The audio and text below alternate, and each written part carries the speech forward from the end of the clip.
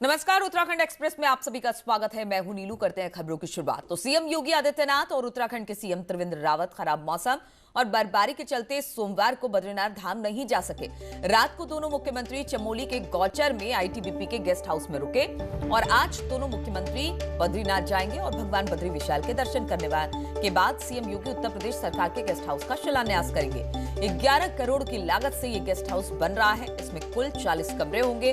बद्रीनाथ के पास जोशी मठ में से बनाया जा रहा है। 40 कमरों के अलावा इसमें रेस्टोरेंट, कॉन्फ्रेंस हॉल, डोरमेट्री और पार्किंग की भी सुविधा होगी। इस बिल्डिंग को गढ़वाल शैली में बनाया जा रहा है और करीब 2 साल में ये पर्यटक आवास गृह तैयार हो जाएगा। इसमें उत्तर प्रदेश, उत्तराखंड के अलावा अन्य राज्यों के पर्यटक भी ठहर सकेंगे। तो 2 तस्वीरें आपको दिखा रहे हैं। सीएम योगी आज पहुंचने वाले हैं यमुनोत्री।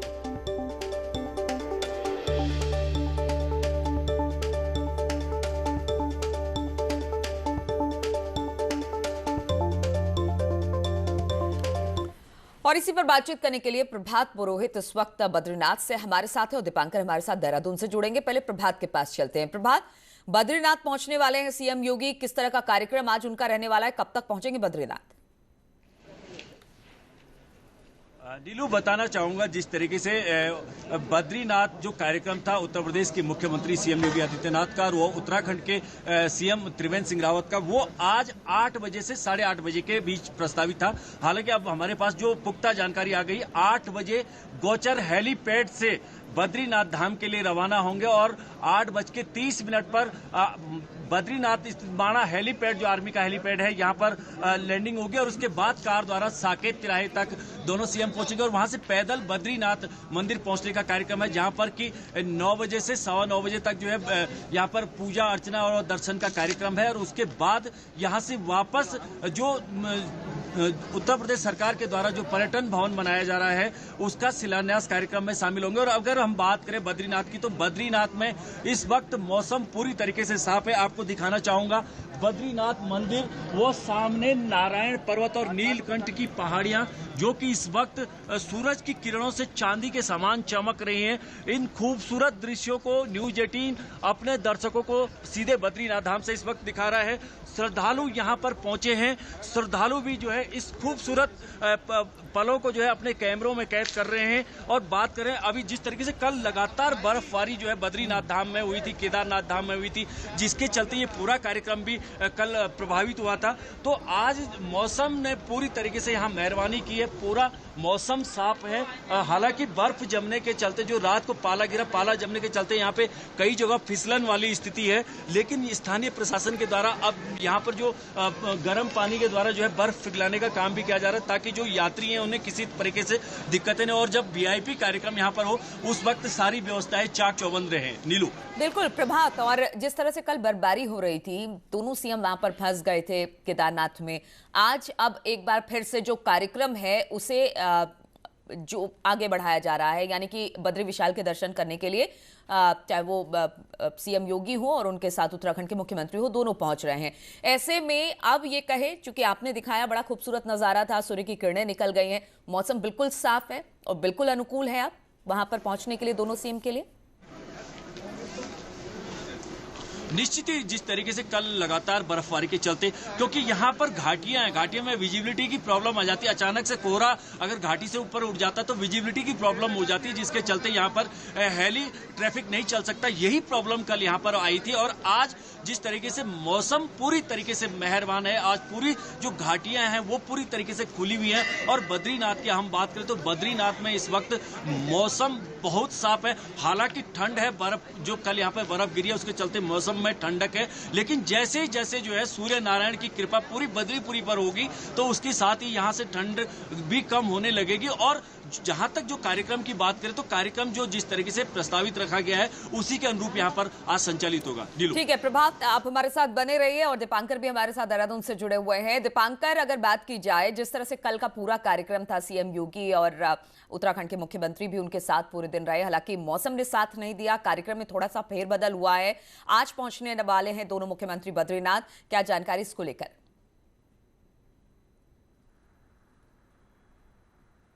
बिल्कुल नीलू, दो दिन का कार्यक्रम था। रविवार को आए थे योगी आदित्यनाथ और सोमवार को उन्हें केदारनाथ के दर्शन के अब कपाट बंद होने का बद्रीनाथ जाना था, लेकिन मौसम इसमें रुकावट बना और आज दोनों मुख्यमंत्री बद्रीनाथ पहुंच रहे हैं। खास बात यह है कि वहां पर उत्तर प्रदेश सरकार की तरफ से जो गेस्ट हाउस तैयार किया जा रहा है उसका शिलान्यास है।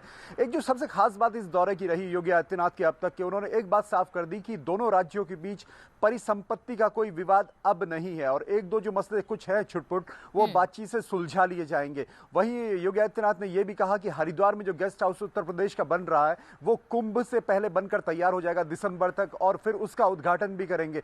यानी और आप अगर एक बात और गौर करें तो जो शैली रहेगी, जो उत्तर प्रदेश का जो गेस्ट हाउस बद्रीनाथ में बनने जा रहा है उसकी शैली पहाड़ी शैली में वो बनेगा। तो मैसेज एक कंबाइंड मैसेज है कि उत्तराखंड की शैली रहेगी, उत्तर प्रदेश का गेस्ट हाउस रहेगा। दोनों राज्य एक वक्त पर एक ही थे, 20 साल पहले उत्तराखंड बना था और अब ये खास मौका जब दोनों बड़े धामों के कपाट यानी बंद हो दीपांकर रहे हैं। कह सकते हैं कई मायनों में जो योगी जी वहां पर पहुंचे हैं और जो पूरा कार्यक्रम 2 दिन का रहने वाला है वो उत्तराखंड के लिहाज से बेहद महत्वपूर्ण, खासतौर पर जब कुंभ का समय है और ऐसे में ये कहा जा रहा है कि एक तरफ तो जो आज बद्रीनाथ में गेस्ट हाउस बनने वाला है उसका शिलान्यास करने वाले हैं और कुंभ को लेकर वहां पर भी गेस्ट हाउस तैयार हो जाएगा। तो बहुत सारी ऐसी बातें जो दोनों मुख्यमंत्री तय करेंगे और कुंभ के लिहाज से बेहद महत्वपूर्ण।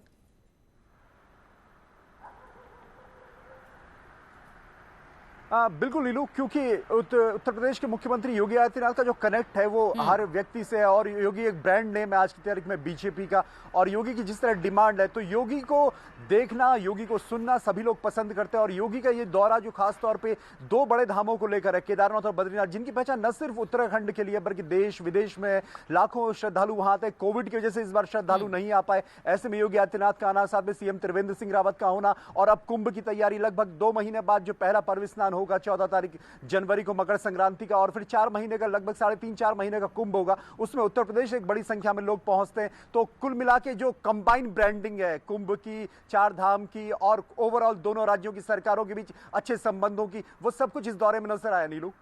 बिल्कुल, तो काफी अहम ये दौरा सीएम योगी का माना जा रहा है और वो भी सबसे बड़ी बात जब कुंभ शुरू होने वाला है और ऐसे में जो यात्रा थी वो थोड़ी बाधित जरूर हुई लेकिन कैंसिल नहीं किया गया, उसको फिर से आगे बढ़ाया गया। बहुत बहुत शुक्रिया आप दोनों का हमारे साथ जुड़ने के लिए। तो सीएम योगी आदित्यनाथ और सीएम त्रिवेंद्र सिंह रावत को सोमवार के दिन बद्रीधाम जाना था जहां पर उत्तर प्रदेश सरकार के पर्यटक का आवास गृह का शिलान्यास करना था, लेकिन रविवार रात से ही हो रही बर्फबारी के चलते दोनों मुख्यमंत्रियों को दिन भर केदारनाथ में ही इंतजार करना पड़ा। केदारनाथ में कई फीट तक बर्फ गिर गई। वहीं सोमवार को दोपहर के बाद जब मौसम कुछ साफ हुआ, इस दौरान भारी बर्फ के बीच पैदल चलकर मुख्यमंत्री हेलीपैड पहुंचे और फिर हेलीकॉप्टर से गौचर की ओर रवाना हो गए।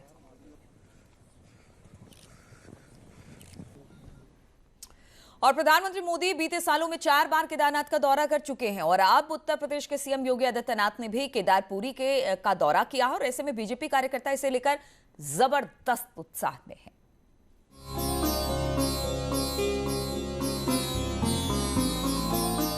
बाबा केदार में पीएम मोदी की अगाध आस्था किसी से छिपी नहीं है और प्रधानमंत्री के केदारनाथ प्रेम से उत्तराखंड को भी एक अलग पहचान मिली है। प्रधानमंत्री के बाद देश की राजनीति में हिंदुत्व के ब्रांड एम्बेसडर कहे जाने वाले यूपी के सीएम योगी आदित्यनाथ की बद्री केदार यात्रा से चुनाव से साल भर दूर बीजेपी में जबरदस्त उत्साह बना हुआ है। पार्टी का मानना है कि योगी आदित्यनाथ की विजिट पॉलिटिकली भले ही न हो, लेकिन इससे बीजेपी कैडर और वर्कर्स दोनों में उत्साह का संचार हुआ है।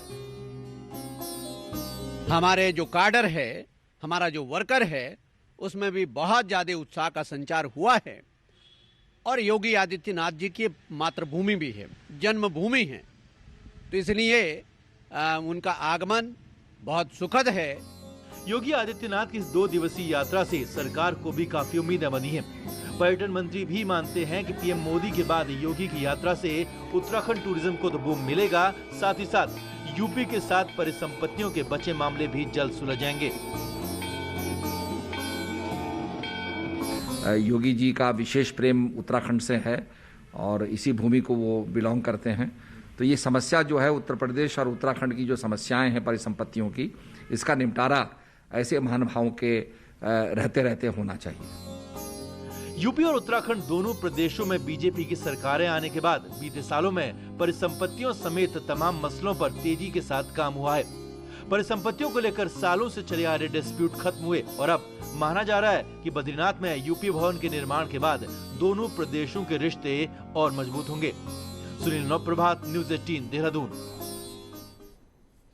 और सोमवार को केदारनाथ धाम के कपाट बंद हुए। इस दौरान भी भारी बर्फबारी होती रही, लेकिन भक्तों के जोश पर इसका कोई असर नहीं पड़ा। बर्फबारी के बीच कड़ाके की ठंड पड़ रही थी, लेकिन केदारनाथ में लोग झूमते गाते नजर आए। चारों तरफ बर्फ की सफेद चादर बिछी थी, लेकिन भक्ति में लीन श्रद्धालुओं ने बाबा की डोली को उठाया और शीतकालीन गद्दी स्थल के लिए रवाना किया। इस दौरान लोग नाचते रहे।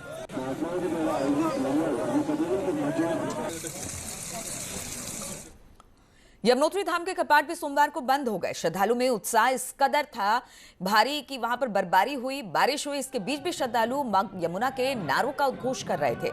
भैया दूज के मौके पर दोपहर 12:25 के अभिजीत मुहूर्त में पारंपरिक परंपरा अनुसार विधि विधान के साथ शीतकाल के 6 महीने के लिए कपाट बंद कर दिए गए। भारी बर्फबारी के बीच मां यमुना की डोली को शीतकालीन प्रवास खरसाली पहुंचाया गया।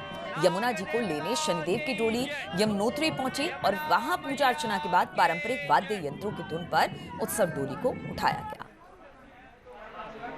पहली बार जो है यहाँ पर भारी हिमपात हुआ है, काफी बर्फबारी जमी है और यहाँ पर काफी सैलानी भी यात्री जो श्रद्धालु हैं यहाँ पर पहुंचे हैं और सुबह से जो है ये लोग काफी यहाँ पर एक बर्फ का आनंद ले रहे हैं। और आशा ही नहीं अपितु पूर्ण विश्वास है कि कोविड-19 जो वर्तमान में जो गया है साल, वो आने वाले 2021 में मां यमुना से हमारी प्रार्थना रहेगी कि सभी लोग संपन्न रहें। और पिथौरागढ़ के ऊंचे इलाकों में मौसम का मिजाज पूरी तरह से बदल गया है। मुनस्यारी के खलिया टॉप स्थित पंचचूली, राजरंभा और हंसलिंग की चोटियां बर्फ से पट गई हैं। मौसम बदलने से निचले इलाकों में भी शीतकाल का प्रकोप देखने को मिल रहा है। शीतलहर यहां पर चल रहा है। आलम यह है कि अभी से लोग कड़कड़ाती ठंड से जूझने लगे हैं। वहीं टेंट में रह रहे आपदा प्रभावितों के लिए भी परेशानी बढ़ गई है। यह पहली बर्फबारी है और तापमान जो है काफ़ी -डिग्री में चले गया है। आज ही से जो है मुनस्यारी का जनजीवन प्रभावित हो चुका है। साथ ही मैं ये कहना चाहता हूँ कि जो आपदा प्रभावित जो टेंटों में रह रहे हैं उनके लिए जो है ये बर्फबारी जो है काफ़ी दिक्कत लेके आ रही है और उन लोगों को इतना ठंड बढ़ गया है। मुनस्यारी में -डिग्री तापमान लगभग अब चल रहा है, इसलिए जो है आपदा प्रभावितों के साथ तो दिक्कत आने वाले समय में आएगा ही। साथ ही जो मुनस्यारी के जो हम निवासी हैं उनका भी जो है जनजीवन प्रभावित हो रहा है। विकासनगर के ऊंचाई वाले इलाके चक्राता क्षेत्र में भी जमकर बर्फबारी हुई। बर्फबारी से तापमान -7 डिग्री तक जा पहुंचा। लोखंडी, देवगन, बुंदेर घाटी समेत कई स्थानों पर बर्फबारी हुई। बर्फबारी का आनंद लेने के लिए पर्यटक चक्राता पहुंच रहे हैं।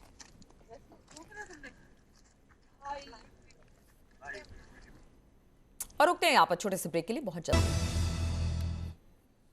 ब्रेक के बाद एक बार फिर से आप सभी का स्वागत है। कांग्रेस प्रदेश अध्यक्ष प्रीतम सिंह की कोटद्वार में दिए गए बयान के बाद कांग्रेस के भीतर हलचल सी मच गई है। कांग्रेस से बागी होकर बीजेपी में शामिल हुए हरक सिंह रावत की कांग्रेस में वापसी को लेकर पूछे गए एक सवाल के जवाब में कांग्रेस प्रदेश अध्यक्ष प्रीतम सिंह ने कहा कि कांग्रेस में किसी के लिए दरवाजे बंद नहीं है। उनके इस बयान के बाद ही नेताओं ने अपने तेवर तल्ख कर लिए। कोटद्वार के पूर्व विधायक शैलेंद्र सिंह रावत ने तो ये तक कह दिया कि हरक सिंह रावत का चरित्र और आचरण खराब है। अगर हरक सिंह कांग्रेस में आने की सोचते भी हैं तो उनका पार्टी में एंट्री पर खुला विरोध किया जाएगा। चरित्र और आचरण दो साफ होने चाहिए राजनीति में। अगर चरित्र और आचरण साफ नहीं है, स्वच्छ नहीं है, तो मैं समझता हूं कि जनता को भी स्वीकार नहीं करना चाहिए और राजनीतिक दलों को भी स्वीकार नहीं करना चाहिए। और बीजेपी विधायक महेश नेगी ब्लैकमेलिंग और यौन शोषण मामले में पुलिस को 2 शिकायतें मिली हैं, जिसमें से एक पर जांच पूरी हो गई है और पुलिस ने ब्लैकमेलिंग के मामले में चार्जशीट कोर्ट में दाखिल कर दी है। चार्जशीट के मुताबिक विधायक महेश नेगी को महिला ब्लैकमेल कर रही थी और जांच में ये बात साबित हुई है। पुलिस ने ब्लैकमेलिंग के साथ ही भय दिखाने और जबरन वसूली के तहत भी केस दर्ज कर लिया है। वहीं महिला के लगाए यौन शोषण के आरोपों की जांच चल रही है और जल्द ही इसकी जांच भी पूरी होने की उम्मीद है। इन्वेस्टिगेशन सदर कर रहे थे, उसमें हम ऑलरेडी चार्जशीट फाइल कर रहे हैं 36 और 39 आईपीसी में। और जो दूसरा इन्वेस्टिगेशन है जो कि एसआईएस में चल रहा है, जिसको एसपी क्राइम सुपरवाइज कर रहे हैं, उसमें अभी कुछ पॉइंट्स पर इन्वेस्टिगेशन होना बाकी है। जब इन्वेस्टिगेशन में कंप्लीट हो जाएगा उसके बाद जो भी उसमें फाइंडिंग्स रहेंगी उस हिसाब से आगे कार्रवाई की जाएगी। मन की शांति चाहिए हो या फिर गर्मी से निजात, पहाड़ हमेशा ही लोगों को सुकून देता है। दीपावली के बाद महानगर प्रदूषण की चपेट में है तो लोगों ने फिर पहाड़ों का रुख किया है। क्योंकि दिल्ली में पोल्यूशन बहुत था और सांस लेने में भी दिक्कत थी, तो सोचा चलो पहाड़ों की सैर की जाए, इसलिए हम यहाँ आए। क्या मिला यहाँ? यहाँ बहुत फ्रेश एनवायरनमेंट है, बहुत अच्छा है। यहाँ पर फ्रेश एयर है और हमारी 2 छुट्टियाँ थी, बच्चों की भी हस्बैंड की भी, तो हम आगे घूमे।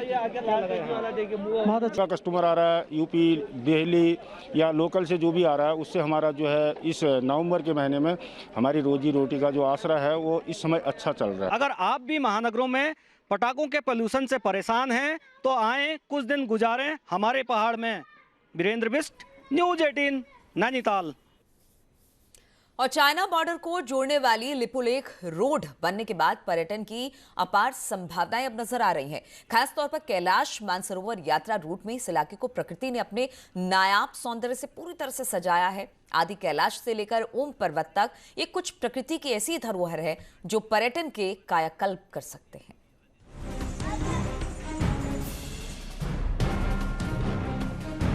चाइना बॉर्डर को जोड़ने वाली लिपुलेख रोड बनने के बाद भारत का सुरक्षा तंत्र तो मजबूत हुआ ही है, साथ ही ये रोड पर्यटन के लिए भी मील का पत्थर साबित हो सकती है।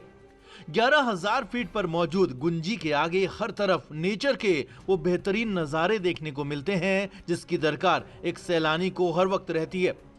हिमालय की गोद में बसा ये इलाका दुनिया के सबसे खूबसूरत इलाकों में है। जहां नजर डालो आंखें जम जाती हैं। लगता है दुनिया में अगर कहीं जन्नत है तो यही है। कुमाऊं मंडल विकास निगम भी अब नेचर की इस खूबसूरती को पर्यटन के केंद्र में लाना चाह रहा है। संभावना है रोड के चलने के कारण वहां पर हम आदि कैलाश है, ओम पर्वत है, नावी ढांग है, एक सर्किट ऐसा तैयार करेंगे, काला पानी है जिसमें काफी मात्रा में संख्या में लोग जाएंगे और हमारे ये होटल से मुझे लगता है आने वाले समय में और अच्छे चलेंगे। इस इलाके में आदि कैलाश के साथ ही पार्वती ताल और ओम पर्वत हैं, जो देखने वालों के लिए किसी चमत्कार से कम नहीं है। यही नहीं, ओम पर्वत के कुछ पहले नाग पर्वत का सौंदर्य भी प्रकृति प्रेमियों को दीवाना बना देता है। हिमालय की गोद में बसे नाभी और कुटी गांव होम स्टे में खुद को पहले ही स्थापित कर चुके हैं। करीब 375 वर्ग किलोमीटर के इलाके में नेचर ने इस कदर नेमत बरसाई है कि कश्मीर और लद्दाख भी इसके आगे कुछ नहीं। यहाँ